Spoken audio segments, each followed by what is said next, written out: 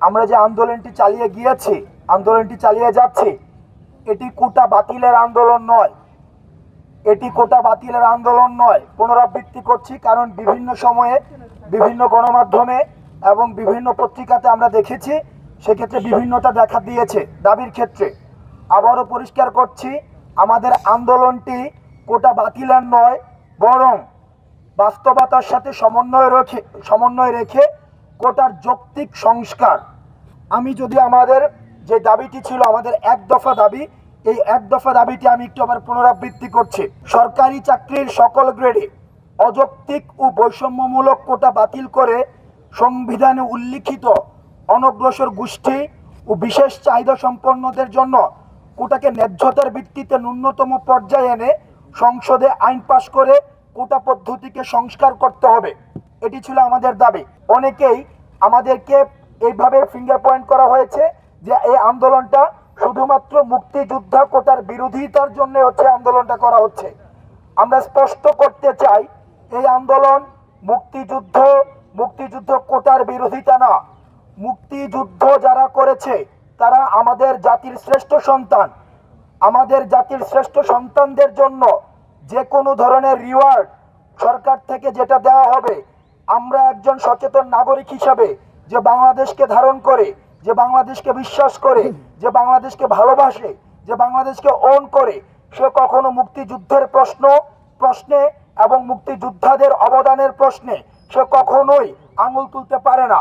আর যারা আঙুল তোলে তাদেরকে আমরা বাংলাদেশের শত্রু হিসেবে চিহ্নিত করতে চাই। আমরা কখনোই মুক্তিযোদ্ধাদের রিওয়ার্ড নিয়ে আমরা কখনো প্রশ্ন তুলিনি।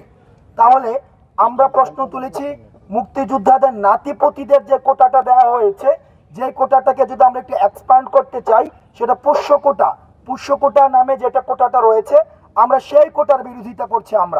আমরা মুক্তিযোদ্ধাদের যে প্রাপ্ত বা বর্তমানে যে সুবিধাগুলো রয়েছে, সেই সুবিধাগুলোকে প্রয়োজনে যদি কর্তৃপক্ষ মনে করে থাকে, নীতি নির্ধারক যদি মনে করে থাকে, সেই সুযোগ সুবিধার যেই পরিধি রয়েছে সেটা চাইলে বিস্তৃত করলে আমরা সেটাকে স্বাগত জানাবো, আমরা সাধারণ জনগণ সেটাকে স্বাগত জানাবে।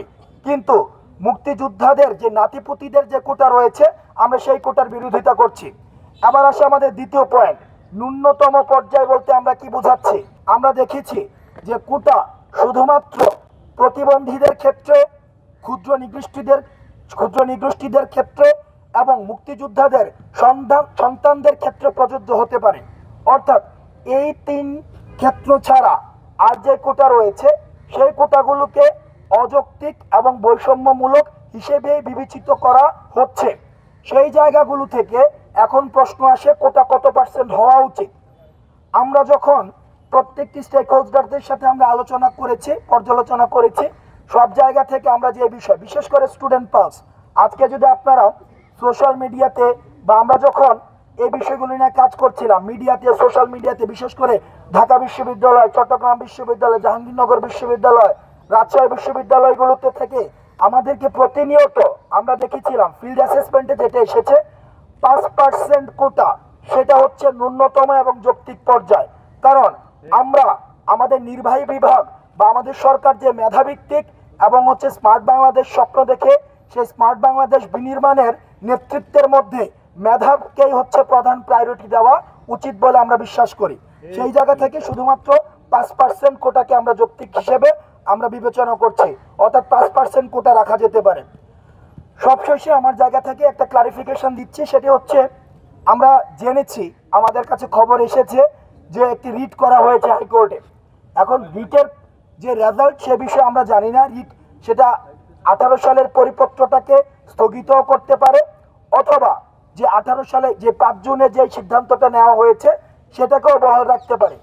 যে রিট হয়েছে সে বিষয়ে আসলে আমাদের কোনো মন্তব্য নেই, কারণ ওই বিষয়ে আন্দোলনকারীদের কোনো সম্পৃক্ততা নেই। কারণ আমরা যখন 4 দফা থেকে 1 দফাতে আমরা শিফট করেছি, সেই সময় আমরা নিশ্চিত করেছি আমাদের আন্দোলনের মূল দাবিটা হচ্ছে নির্বাহী বিভাগের কাছে।